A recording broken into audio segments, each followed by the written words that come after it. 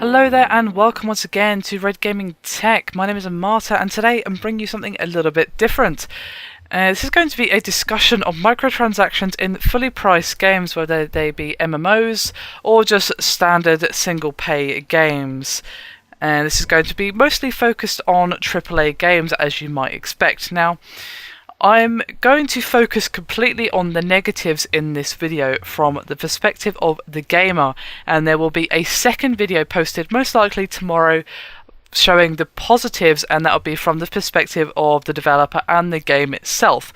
So I'm giving both sides of the argument in separate videos. So most of you who have been watching the videos for the last few days will know that we've had a couple of games within a couple of days of each other have microtransactions in full price games. We've got Rise, Son of Rome, which will have it in its multiplayer, and of course Elder Scrolls Online, which will have a microtransaction store for cosmetic items, despite the fact that, of course, it is a subscription-based MMO. Now, these two games are not the only full-price games to have microtransactions by any means. We, of course, had this a little while ago now with Dead Space 3, and I was very against it then. So let's just focus on the discussion. Now, those of you who have seen those news videos know basically that I have a distaste for the microtransaction system, which is what spurred me to make these videos. And my main reasons for the negatives of the system is, well, it just smacks of greed.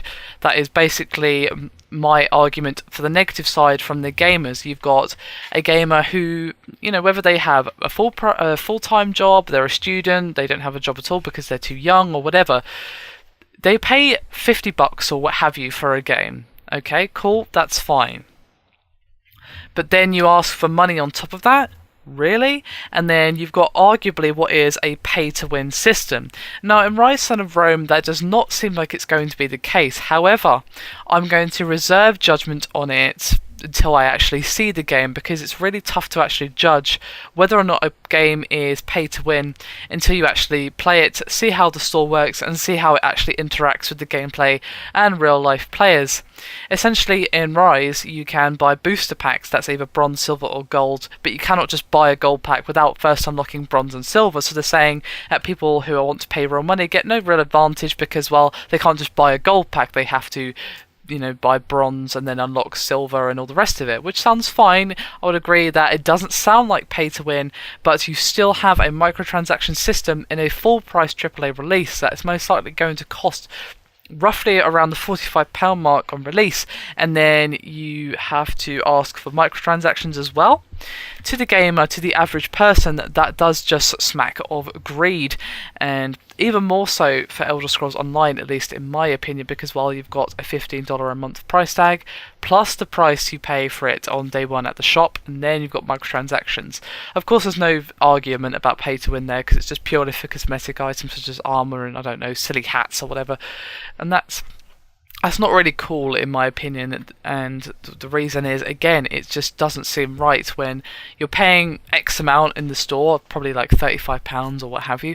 Then, once your free 30 days for the first month are up, you have to pay £9 a month or $15, and then you've got a microtransaction store in it as well.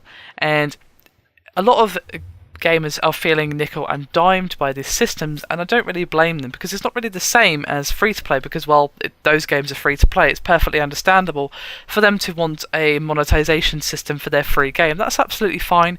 I have no problem with it in free-to-play games. It's the AAA releases that having it that really just does not sit well with me and leaves a bad taste in my mouth. Now, obviously, as I said, I will be getting the positives in another video, so this is purely the negatives from a gamer's perspective, and also for the image of the game as well. It does not do well for the reputation of that game or of the developer. I've seen a lot of negative feedback to the point where Microsoft actually had to respond to the backlash surrounding Rise, Son of Rome, and of course Bethesda have also commented it on as well. So because of the choices that they've made, the name of that game has now been tarnished in the eyes of some people, and the name of the company even has been tarnished in the eyes of some people. So that is a major downside outside of the whole greed argument. It just doesn't do well for the game's image or reputation, especially when EA did it with Dead Space 3. They don't exactly have the best reputation with gamers to begin with, so when they started asking, hey, you can pay real money to get your crafting upgrades or whatever, obviously did not set well with people because, well, EA had done enough to annoy people already up until that point, and it didn't really help matters with their reputation. Now, of course, in most recent months, they have been working quite hard to reverse that opinion, and that's fine, that's all good. I'm glad they finally seen the light and are trying to undo their ways. That's absolutely fine. They've undid their Project $10, which is always good.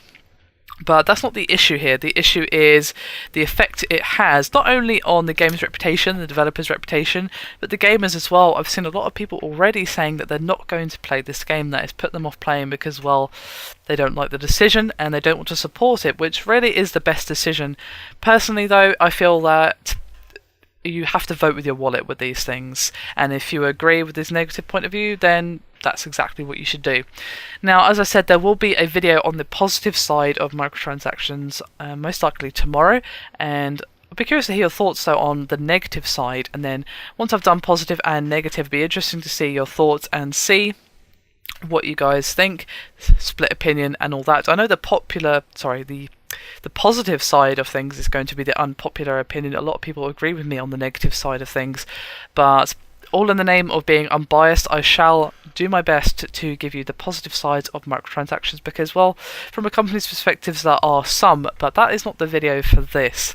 Anyway, that's me done for this video. Hit me up with your thoughts and opinions down below, and I'll see you next time.